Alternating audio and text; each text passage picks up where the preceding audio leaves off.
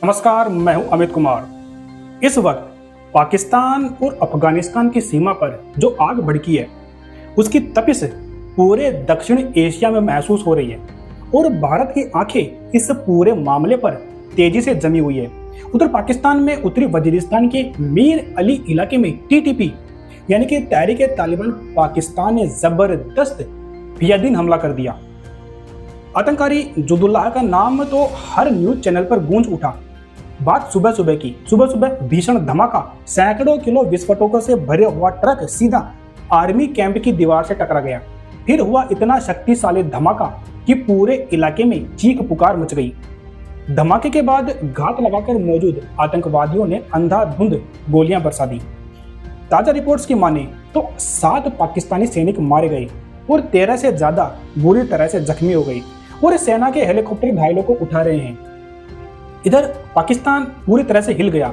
ये हमला ऐसे वक्त आया जब पाक सेना अफगानिस्तान बॉर्डर पर ऑपरेशन चला रही थी। पिछले कुछ दिनों में खैबर पख्तूनख्वा और आसपास के साउथ वजीरिस्तान और बन्नू जिलों में घुसपैठ रोकने की कोशिश हो रही थी, जिसमें 30 से ऊपर लोग अभी तक मारे जा चुके थे। पाकिस्तान सीधा अफगान तालिबान पर आरोप लगा रहा है कि वो टीटीपी को पनाह देता है। इसी वजह से टीटीपी के हमलावर सीमा पार से आ रहे हैं। उधर अफगानिस्तान की सरकार बार बार पाकिस्तान की एयर स्ट्राइक से सिविलियंस को हुई मौतों को गिना रही है, यानी कि दोनों मुल्कों में शांति को गोली मार दी गई है। और इसी बीच पाकिस्तान की कैबिनेट प्रधानमंत्री शहबाज शरीफ खुद नेशनल सिक्योरिटी काउंसिल बुला रहे हैं, जिसमें top army net, foreign ministry और इंटेलिजेंस के सूरमा सिर जोड़ रहे हैं कि आखिर अफगानिस्तान से पाकिस्तान की सुरक्षा कैसे कायम हो। लेकिन ये जंग अब सिर्फ 2 मुल्कों की नहीं, भारत की नजर से देखो तो मामला बारूद के ढेर पर टिका है। भारत पहले से इंटरपोल, रॉक और MEA के जरिए दुनिया को पाकिस्तानी आतंकवाद के खिलाफ चेताया करता है। पाकिस्तान के भीतर पनप रही चरमपंथी ताकतें न सिर्फ दक्षिण एशिया बल्कि कश्मीर, पंजाब और देश के गृह मंत्री तक को बॉर्डर पार फायर का खतरा दिखा रही है। अमेरिका और चीन भी इस सीमा विवाद के चलते बेचैन है। क्योंकि सीपेक प्रोजेक्ट और बेल्ट रोड इनिशिएटिव के पठानों के इलाकों में फंसे हैं। भारत की इन्वेस्टिगेशन एजेंसियों की नई रिपोर्ट ये बताती है कि पाकिस्तानी खुफिया एजेंसी यानी कि ISI खुद टीटीपी को पनाह देती थी, लेकिन जब ईंट से ईंट बजनी शुरू हुई तो पाकिस्तानी सरकार पूरी दुनिया को अफगानिस्तान की तरफ उंगली दिखा रही है।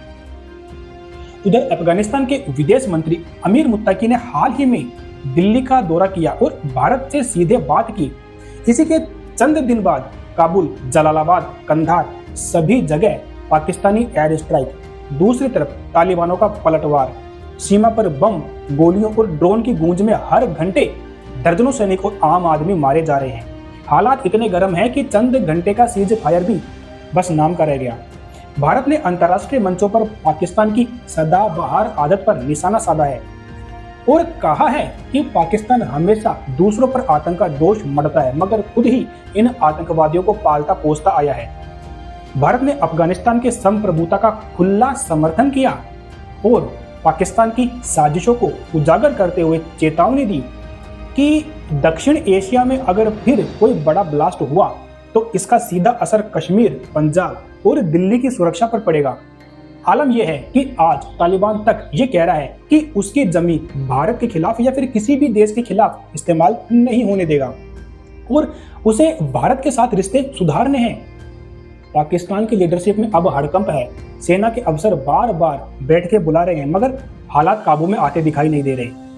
ताजा आंकड़ों की बात करें तो सिर्फ इस हफ्ते सीमा पर 250 से ज्यादा मौतें हो चुकी है, जिसमें आम आदमी और फौजी दोनों शामिल है।